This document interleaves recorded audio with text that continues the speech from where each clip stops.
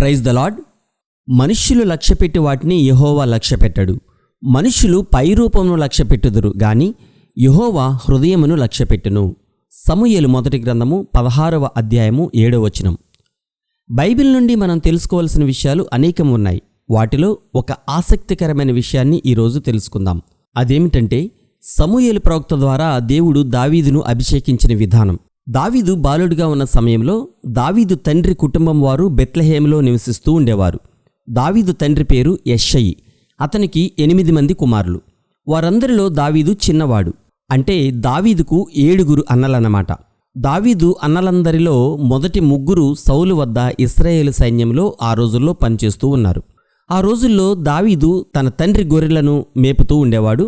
ఇప్పుడు మనం కూడా బెత్లెహేములోనే ఉన్నాం. ఇది బెత్లెహేము పొలాలలో ఒక పొలం. ఇలాంటి పొలంలో దావీదు ఆ రోజుల్లో గొర్రెలను మేపుతూ ఉండేవాడు. ఇశ్రాయేలీలకు సౌలే మొదటి రాజు. అప్పట్లో ఇశ్రాయేలు దేశాన్ని సౌలు పరిపాలిస్తూ ఉన్నాడు. సౌలు దేవునికి విధేయుడిగా కాకుండా తనకు నచ్చినట్లుగా ప్రజలను పరిపాలిస్తూ ఉన్నాడు. కాబట్టి దేవుడు సౌలును రాజుగా తీసివేసి దావీదును ఇశ్రాయేలు ప్రజలకు రాజును చేయాలని నిర్ణయించుకున్నాడు. ఒకరోజు అప్పటి ప్రవక్త అయిన సమూయేలుతో దేవుడు ఇలా అన్నాడు: ఇశ్రాయేలీల మీద రాజుగా ఉండకుండా నేను విసర్జించిన సౌలును గురించి నీవు ఎంతకాలం దుఃఖిస్తూ ఉంటావు? నీ కొమ్మును తైలంతో నింపు. బెత్లెహేము వాడైన యెష్షయి వద్దకు వెంటనే వెళ్ళు. అతని కుమారులలో ఒకరిని నేను రాజుగా అభిషేకించబోతున్నాను అని చెప్పారు. అప్పుడు సమూయేలు ఇలా అన్నాడు: నేను బెత్లెహేముకు వెళ్ళి యెష్షయి కుమారుడిని అభిషేకించిన విషయం సౌలుకి తెలిస్తే అతను నన్ను చంపేస్తాడు అని దేవునితో అన్నాడు. ఎందుకంటే సౌలు ప్రవర్తన సరి అయినది కాదు.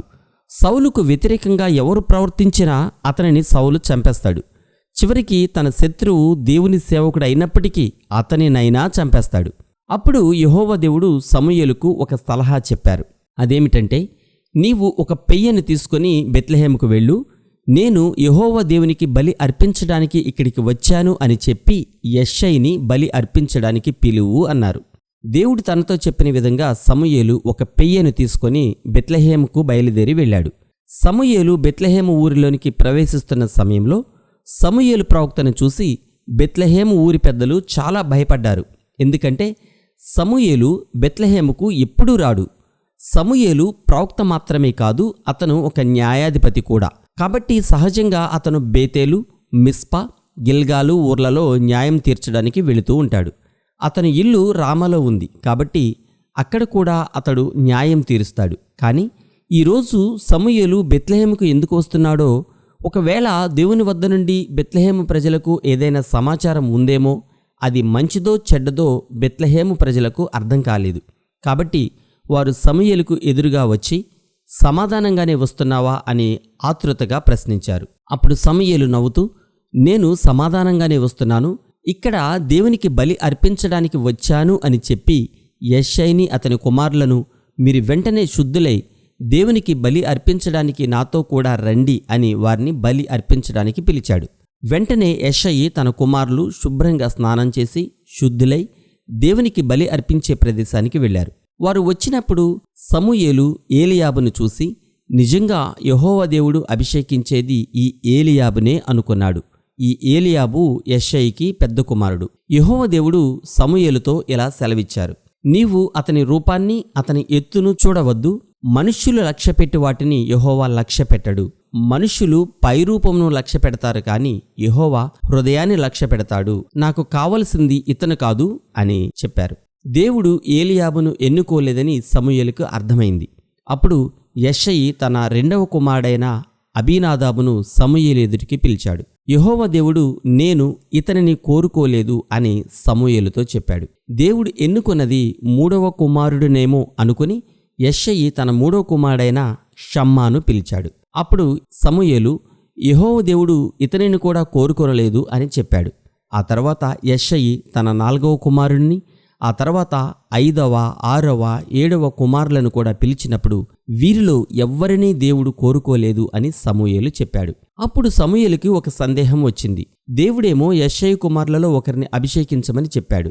కానీ తన వద్దకు యెష్షయి కుమారులందరూ వచ్చారు. అయినప్పటికీ వీరిలో ఎవరూ కాదు అని దేవుడు చెప్తున్నాడు. యెష్షయి కుమారులలో ఇంకెవరైనా ఉన్నారా అని సమూయేలుకు సందేహం వచ్చి, నీ కుమారులలో ఇంకెవరైనా ఉన్నారా అని యెష్షయిని ప్రశ్నించాడు.